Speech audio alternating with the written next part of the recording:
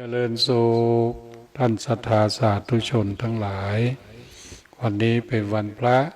วันธรรมสวนาเดือน7เหลือขึ้น8ค่ำเนี่ยเดือน7แล้วนะเดือน7เหนือแล้วเดือน7ก็คือเดือนที่เอาสงกรานต์นั่นแหละเดือนสงกรานต์เป็นเดือนสำคัญสำหรับทุกๆคนเลยเรียกว่าเป็นวันเฉลิมฉลองอันยิ่งใหญ่เป็นวันใส่เสื้อใหม่ใส่ผ้าใหม่ใส่ของใหม่ประดับเนื้อประดับตัวแล้วก็เกียมครอบเกียมครัวลดน้ำดำหัวอันนี้เป็นประเพณีมีมาแต่เดิมนานแล้วเป็นช่วงโอกาสที่เราจะได้สละสลงส่งน้ำส่งน้ำพระส่งน้ำพระเจดีย์ส่งน้ำครูบาอาจารย์ดำหัวพ่อวุ้ยแม่มอนดำหัวพ่อแม่ขอโสมาคารวะพ่อแม่เอาข้าวตอกดอกไม้ข้าวต้มข้าวนมเสื้อใหม่ผ้าใหม่ไปคือพ่อแม่ได้นุ่งได้ใส่ผ้าเช็ดหน้าผ้าเช็ดตัวสิ่งทั้งหลายทั้งพงทั้งหลายเหล่านี้เป็นเครื่องบูชาเป็นเครื่องบูชาน้ำอบน้ำหอมนี่สำคัญที่สุดแล้วก็สิ่งนี้แหละมันจะเข้าซึมเรียกว่าเข้าไปในรู้สึกถึงคนในจิตในใจเป็นพ่ออุ้ยแม่ป้าเป็นพ่อมอนแม่มอนเป็นผู้ที่มีอุปการะคุณต่อเราเพื่อก็จะประทับใจได้น้ำอบน้ำหอมมีข้าวน้ำมีข้าวมีน้ำมีผลหมากลากไม้สิ่งของต่างๆแล้วตอนนี้หน้านี้ก็เป็นหน้าที่ผลไม้สุกมะม่วงสุกมะพร้าวสุกทุกสิ่งทุกอย่างมันพร้อมมูลแล้วนั่นแหละอันเนี้ยเป็นประเพณีแล้วก็เป็นช่วงที่ว่างการว่างงานเกี่ยวข้าวเกี่ยวน้ำก็เลือกสวนไร่นาต่างๆนานานี่ก็ดีแล้วมีการมีงานไปง่ายมาง่ายเช่นในสมัยตะก่อนนี้มันไปด้วยเท้าเดินไปด้วยเท้าถ้าว่าบ้านเมืองมันยังเป็นป่าบ่มีถนนหนทางเตื้อการไปกันมาก็ไปได้มาได้เพราะว่ามันแห้งมันแรงละหนทางก็เป่งใสการไปกันมาก็สะดวกแต่เช่นปัจจุบันนี้ก็มาลำบากแล้ว จะไปจะมาไปที่ไหนมันที่ไหนก็ไปได้สะดวกสบายทุกที่ทุกแห่งนะอันนี้เป็นช่วงโอกาสที่เราจะต้องทำจิตให้โปร่งให้ใสทำใจให้เย็นให้เยือกให้เย็นเหมือนกับน้ำอบน้ำหอมน้ำเขามีส้มปล่อยช่วงนี้แม้อากาศจะร้อนแต่ว่าเราก็ต้องทำใจเราต้องทำใจของเราให้เย็นใจของเรานี่มันก็ทำได้ถ้าใจที่ประกอบด้วยคุณธรรมใจที่ประกอบด้วยคุณธรรมที่พระพุทธเจ้าประทานไว้ก็ได้แก่อโลภะอโทสะอโมหะหมู่เนี่ยโดยเฉพาะยิ่งอโทสะเนี่ยอโทสะแปลว่าไม่โกรธเนี่ยอันนี้ทำใจถ้าใจโกรธเนี่ยมันจะเป็นใจฮ้อนละคนจะมีอารมณ์และความโกรธนี่มันจะมีก็คนใดคนหนึ่งมันมีได้ทุกคนหล่อนก็โกรธได้คนเท่าก็โกรธได้ทุเจ้าก็โกรธได้มันมีกู้โคนนะแปลว่ามันเป็นธรรมชาติของอารมณ์แต่ว่าถ้าเอาใส่อโกฏะเข้าไปเนี่ยใส่อโกฏะเข้าไปนี่แปลว่าไม่โกรธเราก็ต้องนึกว่าเราจะไม่โกรธ เราต้องทำใจว่าเราจะไม่โกรธถ้าว่ามันเกิดอารมณ์ขึ้นมามันเกิดอารมณ์โกรธขึ้นมาเนี่ยทำยังไงทำยังไงเราก็ต้องให้รู้ทันเพราะว่ามันสิ่งต่างๆเนี่ยมันเกิดกรรมเดียวมันดับแล้วพระพุทธเจ้าสอนไว้ว่าทุกสิ่งทั้งปวงยังกินจิสมุทัยธรรมังสิ่งใดสิ่งหนึ่งมีความเกิดขึ้นเป็นธรรมดาสัพพันตังนิโรธธรรมังมันก็จะดับเช่นความโกรธมันเกิดขึ้นมันก็จะดับไปอย่างกับไฟลุกไฟลุกมันลุกจากไหนมันลุกจากใบตองลุกจากใบไม้ลุกจากกระดาษพอเชื้อมันหมดไปมันก็ดับละนะเชื้อมันหมดไปมันก็ดับแต่ว่าจิตเชื้อที่มันติดที่จิตนี่เป็นว่าจิตคนเฮานี่นะจิตคนเฮาเอาค่อยหันว่าจิตของเฮาเนี่ยมันดิ้นเกิดดับเป็นจะได้หรือว่ามันเดินเป็นอย่างใดคือพอเข็มวินาทีนี่เห็นไหมเข็มวินาทีมันเดินแป๊บมันไปติ๊กนะแล้วก็มาเทียบเทียนชีพจรของคนเฮากับมือกันเราเอาลอมือเต็กพอได้มันก็เต้นแมปเนี่ยคือมันเกิดดับ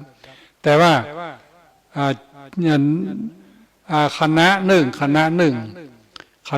เนี่ยเพราะว่า1 วินาทีนี่คณะหนึ่งเห็นไหมเข็มมันขยับโว้ยหนึ่งคณะนะ1 ขณะใน1 วินาทีเนี่ยเขาเกือบจะทำมาอย่างบัตตันแล้วนะเขาเกือบจะเนี่ยอย่างพวกบัตตันแล้วนะอันนี้พระพุทธเจ้าถึงเป็นห่วงนักเป็นห่วงนาในเรื่องของเวลาเนี่ยนะวินาทีหนึ่งนี่นะนี่1 วินาทีหนึ่งเป็น1 ขณะใช่ไหมแต่ว่าจิตของเขาเนี่ยเขาว่า1 ขณะเนี่ยมันเกิดแล้วก็มันดับมันเกิดแล้วก็มันดับมันเกิดแล้วก็มันดับมันเกิดแล้วก็มันดับใน1 ขณะจิตแล้วมันไม่ได้เกิดดับน้อยๆนะอย่างอันมอเตอร์พัดลมที่เอาหมุนไปหมุนมานี่อันนี้มัน50 รอบกันนะ50 รอบแปลว่า1 ขณะของมันเนี่ยคือ50มัน50แต่ว่าจิตของเราเนี่ยมัน17แปลว่า17มันค่อย17มันค่อยมันจะเกิดอย่างพัดลมที่มันหมุนหัวหันมันหมุนได้นี่นะในรอบของมันเนี่ย1 วินาทีเนี่ยมัน50 รอบกันนะเนี่ยมันปั่น50 รอบนะ1 วินาที1 วินาทีนี่แปลว่า1 ขณะ50จิตของเขานี่ก็มันก็โวยแต่โทสะมันเกิดพุ่นมันติดปั๊บไปนะมันติดปั๊บแล้วมันดับละแล้วมันก็ติดไปเห็นนะติดปั๊บแล้วก็ดับติดปั๊บแล้วดับเนี่ยมันไม่ได้เกิดต่อเนื่องที่ว่ามันติดแล้วดับติดแล้วดับอันนี้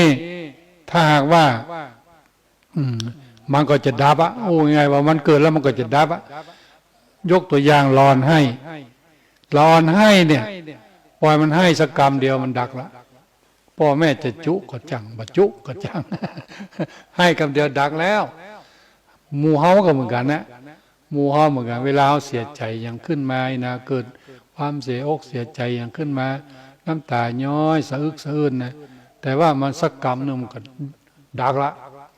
ดักนี่คือดับเนี่ยอันนี้คือดับ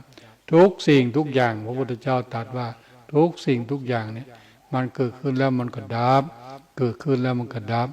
โลภะเกิดขึ้นแล้วมันก็ดับโทสะเกิดขึ้นแล้วมันก็ดับเราก็จะเราจะมีความรู้สึกว่าวันหนึ่งเนี่ยเวลาเรารู้สึกว่าเราโหดไผ่สักคนหนึ่งนะเมินไปก็ดีห้องกันละยิ้มใส่กันละตักทายกันเหมือนเก่าทีแรกตอนที่เกิดทีแรกตอนที่มิ่งเนี่ยบอกให้อู้ขจากันใช่ไหมหน้าดำกำไม่ใช่กันแต่ว่าพอไปสักกำสักบึดสักเมื่อเนี่ยหายแล้วหรอหายหดหายเจียดกันไปแล้วซ้ำเตื้อพวกกินแหนงละ โอ้กินแดงได้เกียรติจ้ากินแดงได้โคตรกินแดงได้ว่าตัวเห็นไหมมันรู้สึกตัวขึ้นมาแล้วมันจะรู้สึกตัวขึ้นมาเนี่ยอันนี้คือธรรมชาติคือสภาวธรรมมันจะเป็นอย่างมันจะปัจจัยมีเป็นแล้วเป็นเลยนะมีสิ่งใดที่ว่าเป็นแล้วเป็นเลย